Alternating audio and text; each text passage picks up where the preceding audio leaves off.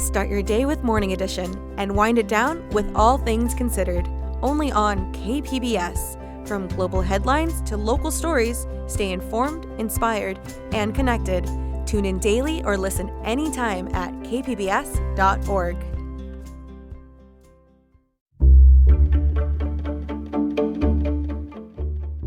Good morning, I'm Lawrence K. Jackson. It's Wednesday, December 31st. Parking meter rates in La Mesa will double. We'll tell you why next, but first, the headlines.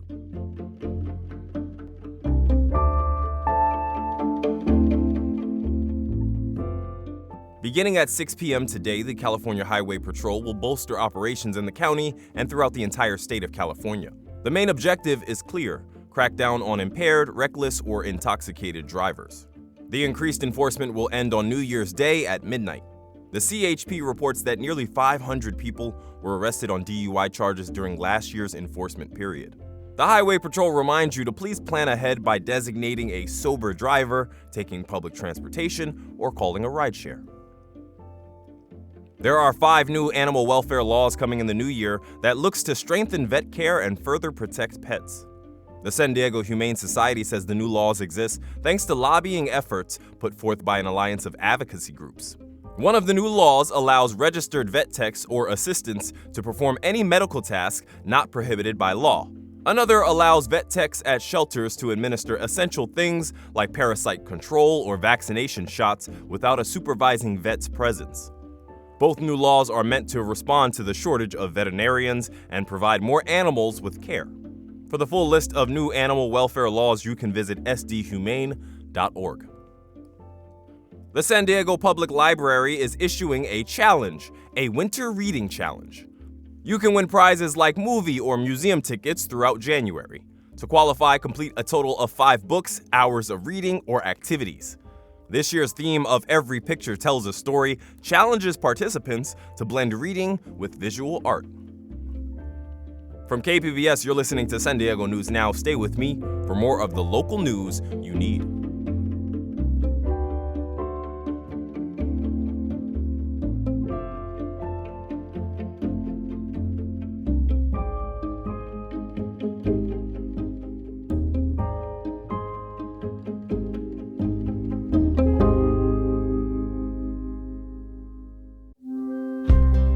Start your day with Morning Edition and wind it down with All Things Considered, only on KPBS. From global headlines to local stories, stay informed, inspired, and connected.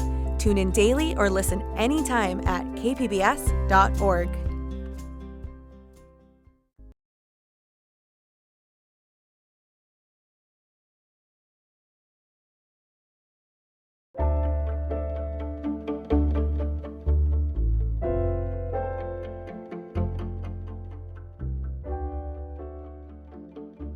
La Mesa's parking meter rates will double tomorrow when the calendar turns to 2026.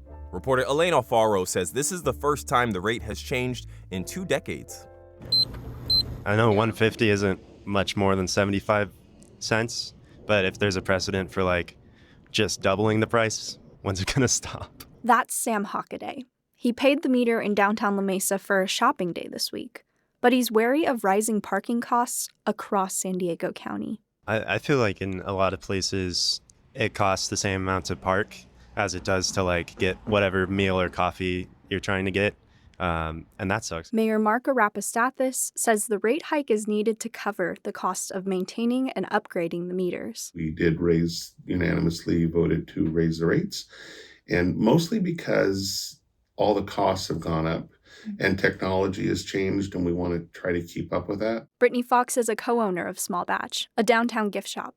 She's unfazed by the increase. Because our parking is already so inexpensive, I don't think it's going to be that big of a deal. The La Mesa Parking Commission estimates the rate will generate an additional $273,000 in parking revenues per year. Elaine Alfaro, KPBS News.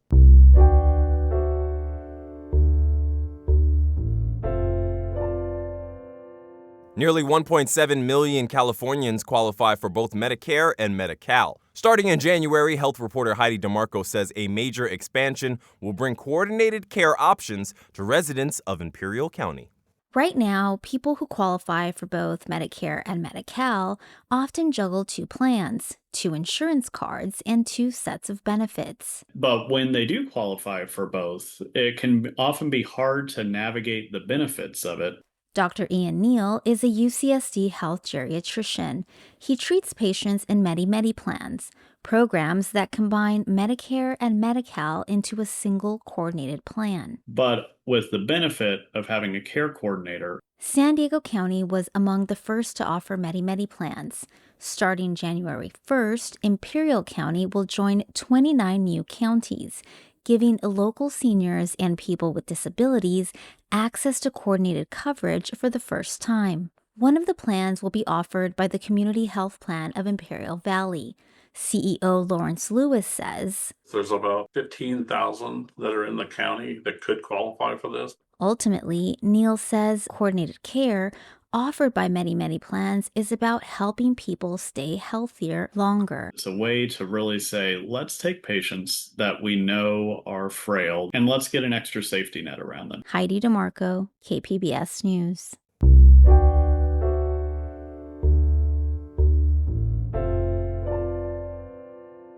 The Holiday Bowl is an annual San Diego event where top college football teams from across the U.S. come here to play. Reporter Jacob Ayers says for the first time, the game will be held in January. For nearly 5 decades, college football's Holiday Bowl has called San Diego home. This year, University of Arizona and Texas's Southern Methodist University are the 2 teams going head-to-head. But the day is about more than on-field action. There are also events downtown, including a 5K run and large parade Friday morning before the game, says Natalie Schneck. She's vice president of marketing with Sports San Diego, who produces the event. You can expect to see bands from both teams, balloons, floats, and there's also a lot of local organizations that march in the parade as well. The Holiday Bowl game is set to take place at Snapdragon Stadium this Friday, January 2nd at 5 p.m. Schneck says as of Monday morning, there were a little over 3,000 unsold tickets. Jacob Ayers, KPBS News.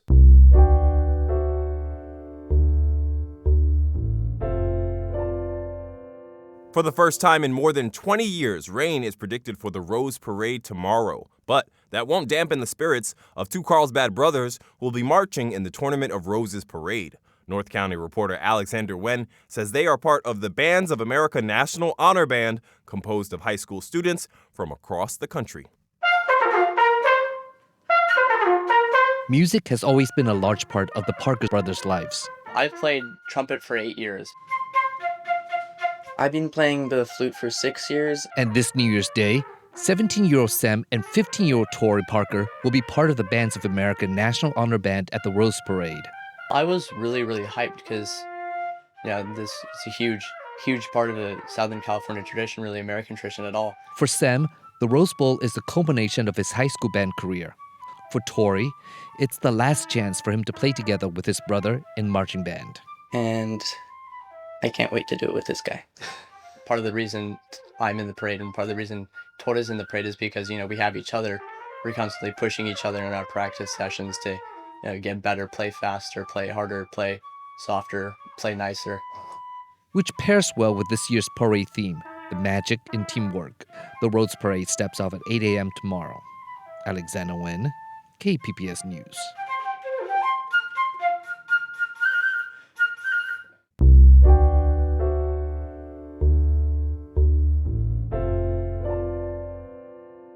For birders, a big year is when you set out to see as many distinct bird species as possible within a single year. It's part competition, part obsession, and winning the race in San Diego County is a huge undertaking. Producer Anthony Wallace met up with 3 of 2025's top local birders.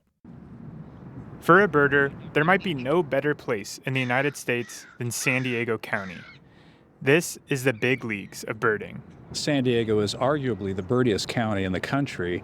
The leading birder every year is from San Diego County. At the top of the big year standings this year are 3 heavy hitters.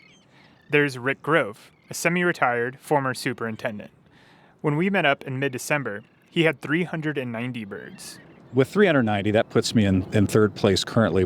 Grove was my guide on my first ever birding trip at the San Diego Bird Festival. an experience we documented on the Finest podcast. He was such a master at identifying birds, I couldn't imagine anyone beating him this year. But David Trissel was just one bird behind him, and neither one of them were particularly close to first place. I'm probably 10, 15 birds behind the leader here. The leader, who you might call the Tony Gwynn of birding in San Diego, is Paul Lehman. I have currently the highest total for this year. Lehman's academic background is in geography, but his life has been all about birds. I did the range maps for many of the field guides that people use of showing where the birds are found. So birding was a passion, a hobby, a life, but also it was a profession. Paul is a guy who finds half the birds maybe more than half the birds the rest of us chase. All these top birders go out nearly every morning, usually before sunrise, and they're constantly on call like firefighters, ready to spring into action when word of a rare bird comes in. And this morning was a good example of that. Paul put out the word about a thick-billed longspur out at Brown Field out in Otay. I was already on the road heading down this way when I got the word. I turned around and went that way. They charter boats to explore the ocean, drive to remote corners of the county, and climb mountains, all to spot rare birds. There's no prize for winning, just the memories, the bragging rights, and the satisfaction of finding something truly elusive. It's a competition, but it's a competition with yourself more than really anybody else.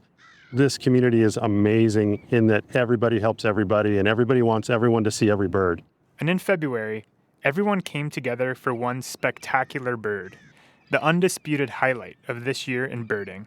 We had a lesser frigate bird, which is from the South Pacific, and it's only the fourth or fifth time it's ever been seen anywhere in North America. That lesser frigate bird was thousands of miles from its natural habitat. One of the most exciting phenomena in birding is the scientific mystery of vagrants, birds that migrate to the wrong place. We don't really know why the birds show up here. We don't know if their compass is off. We don't know if these are like the pioneers of that species that decided to go west. Fascinating birds surround us almost anywhere you go in San Diego.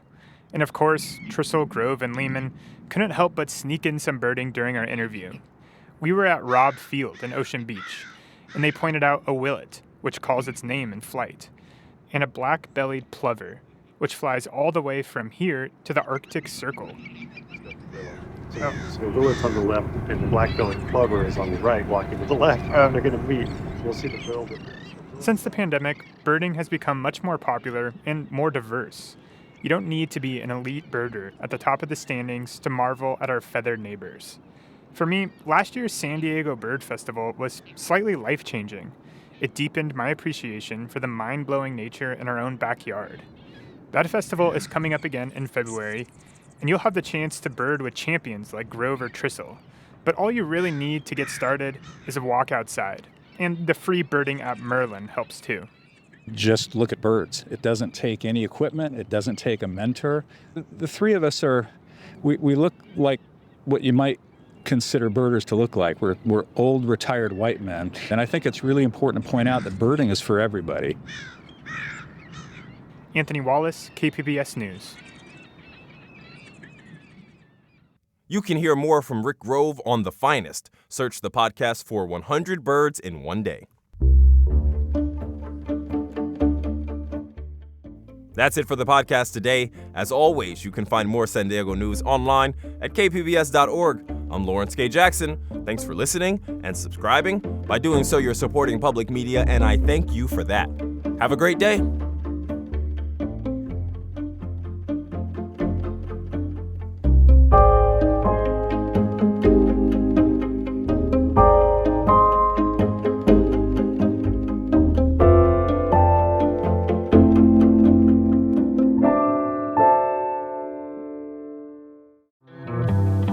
From El Centro to everywhere, we're Voices del Valle. Voices del Valle? Voices del Valle is a team-produced podcast about coming of age in California's Imperial Valley. I love Voices del Valle. On the next episode of Voices del Valle, we will talk with teens about their cheer and soccer championship seasons. I've got to listen to that. Voices del Valle, fresh voices, bold stories made in the valley. Voices del Valle. Find us on KPBS or wherever you get your podcasts.